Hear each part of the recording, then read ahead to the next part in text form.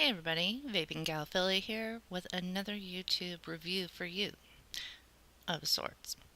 I thought I would do a little tutorial, so to speak, of my rebuildable box. I've had a couple of people ask me what I put in to take with me to vape meets as far as rebuilding materials go, so I thought I would share it with y'all and talk about it a little bit. So let's go down and then we'll come back up and talk about it at the end. Okay, so here we are. Some of the things that I have in my little rebuilding goodie box, as I call it. The first thing is a screwdriver set. This has both Phillips and flat heads in it. As you can see, I also keep my Allen key in there because I have a rebuildable that has an Allen key and I always lose it. I actually have two. And then it has 2mm sizes in both Phillips and flathead, 2.5 and 3. I use these to rebuild coils on a lot. I use the 2mm quite a bit. Sometimes if I need it, I use the 2.5, but not very often. But sometimes you get some bigger screws that you need those for. Got this at Home Depot for like 3.25, something like that. And then I got me one of these.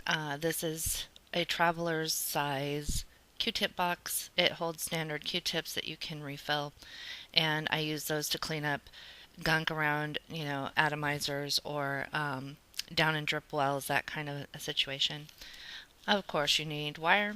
If you're rebuilding, you definitely need wire. And then I have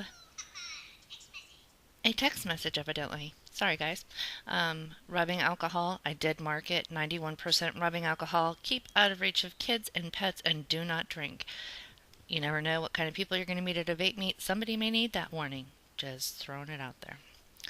I also take a blunt tip syringe to mess around with. Let me move that out of the way. I always take a lighter because I have heard at more vape meets, anybody got a lighter so I can start my torch? Sure, I do. I take my UCAN. This is made by Anoken. I'll probably be doing a review on this along with another Anoken product later. But it's got a little nice drip tip on it, and if you've got juices that don't have a dropper with them, you just put it in there and put it in there.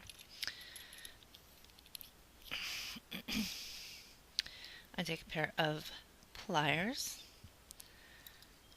These are my wire snippers. Dollar Tree. My tweezers. Everybody needs tweezers to pull their wicks through if you're using cotton especially. Dollar Tree as well. This I got from Stars and Stripes Vapor, and if I do not feel like taking my whole screwdriver set, I will just take this with me on each end. There is both Phillips and flathead screws. One's bigger and one's smaller. Kind of a cool little thing. I usually just keep it in there just because.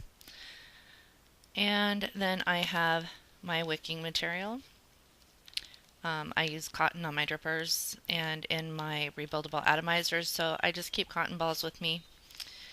And then if I decide I'm bringing tanks with me, these are, I believe, iClear 30S and an iClear 30B.